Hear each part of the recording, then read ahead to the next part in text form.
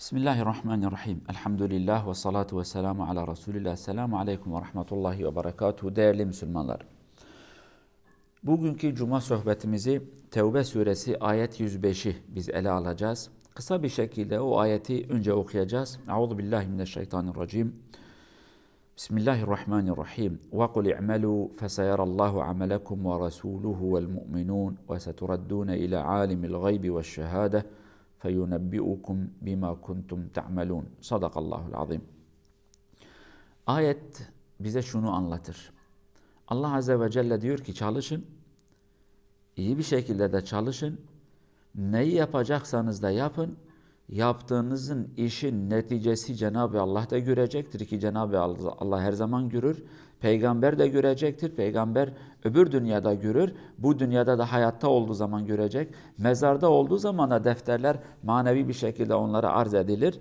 Ve eğer peygamber fiziken aramızda olmasa fakat Peygamber Efendimiz'i temsilen onun ümmeti bu davranışları görecektir. Müslümanlar, ehli iman bu yaptıklarımızın neticesini görecekler. Ve diyorlar ki bu dünya alemde, Cenab-ı Allah bunu dünya alemde. وَسَتُرَدُّونَ Sonra döneceksiniz Rabbinize. Gaybi ve gözüken ve gözükmeyeni bilen, gaybi bilen Yüce Allah'a döneceksiniz. O da size söyleyecek ne yaptığınızı size bildirecek, tek tek size bildirecek.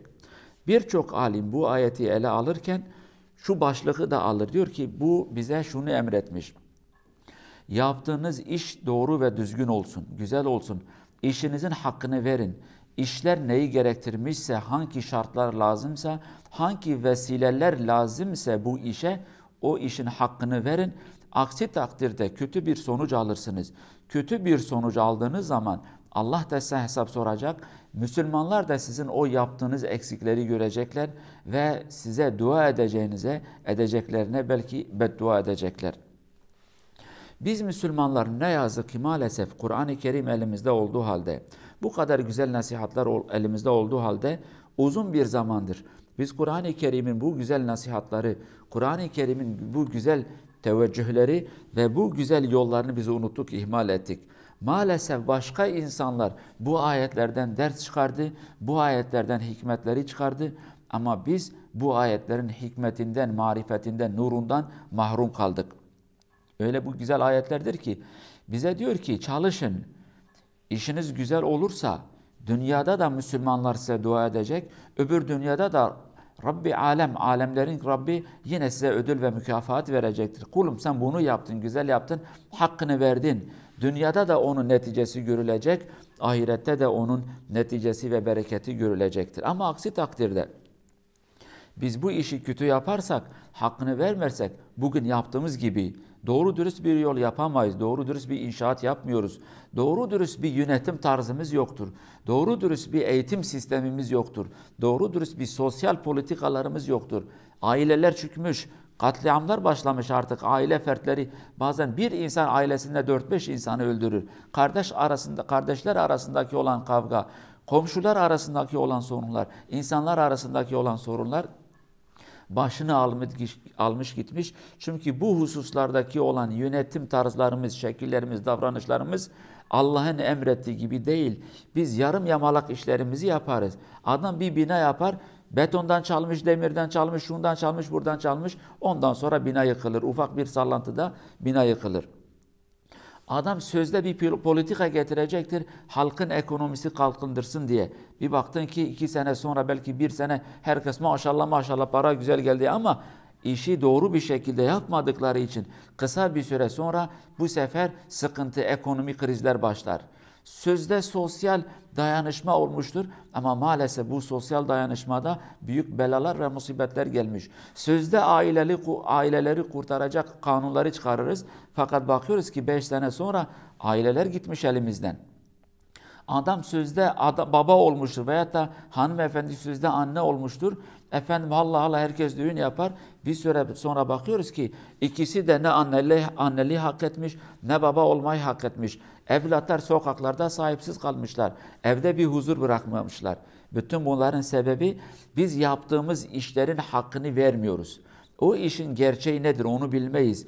Bu işin hedefe ulaşması için atılması gereken doğru adımları atmayız.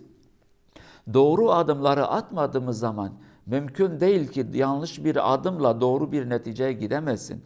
Yanlış bir yola giren bir insan asla istediği hedefe gidemez. Bunu bilmemiz lazım.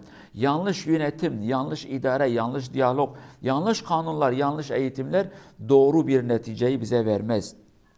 Ve belki ayetten şunu da anlarız.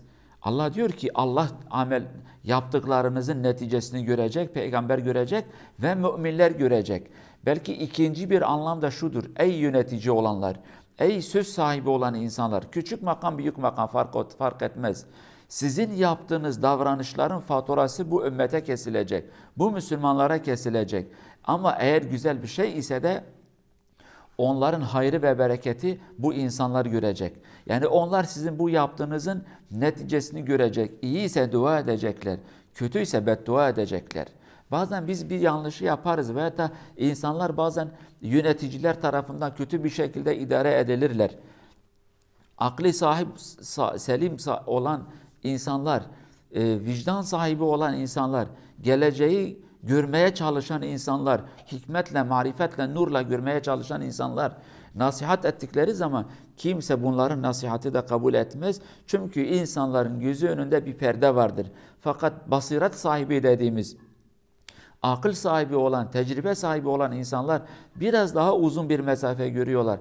Anlatıyorlar, kimse onlara inanmaz. Yok efendim şusun ve busun. Ama sonuca baktığımız zaman bu insanların lafı doğru çıkar. Ondan dolayı güzel bir alimin bir sözü vardır. Yüce alim diyor ki, o değerli alim, bir bela ve musibet, fitne geldiği zaman başlangıçta alimler, bilen insanlar, vicdan sahibi olan insanlar, basiret sahibi olan insanlar bu tehlikeyi görür, insanlara anlatır. Fakat insanlar bunu görmüyorlar. Görmedikleri için tepki gösteriyorlar. Fakat bu sefer bu musibet gelip de yaygın olacak. Tabii bir fitnenin de sonu da gelecektir. Başı nasıl varsa onun sonu da vardır. Fitne artık yayıldıktan sonra bu sefer gitmeye başlarken millet diyor ki meğerse bu büyük bir fitneymiş. Evet ey değerli insanlar, bunu bu şekilde bilmemiz lazım. Bela ve musibetleri bize anlatan insanlarımız vardır. Ve biz yöneticiler, yani bizim liderlerimiz, biz derken şahsımızı kastetmiyoruz. Yani genel olarak biz Müslümanlar biriz. Bizi yöneten insanlarımız bunu iyi bilsinler. Onlar bir şey yaptığı zaman doğruysa doğru, kötüyse kötü. Fakat sonradan onların neticesi görülecek. Birçok insan var.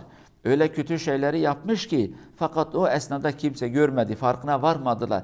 Belki milletin gözü bir şeyle boyatmıştı. Fakat bir süre sonra 50, 40, 100, 200 sene sonra millet diyor ki Allah onun belasını versin. Tarih yazmış, bu adam bunu yaptı fakat attığı adımın neticesi bu büyük felaket oldu.